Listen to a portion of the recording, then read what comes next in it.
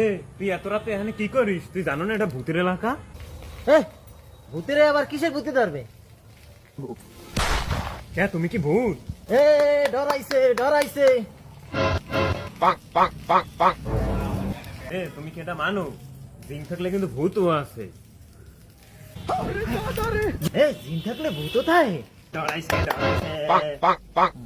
আসিফ ভাই জঙ্গলে যায় কি করে একা? আমি তো বন্ধুর সাথে কথা বলতে আছি।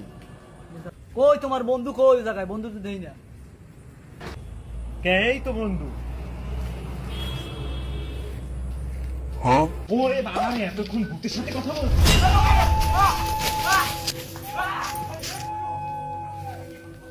বন্ধু কই তুই? আমি কি এতক্ষণ ভূতের লগে কথা কইলাম? ওরে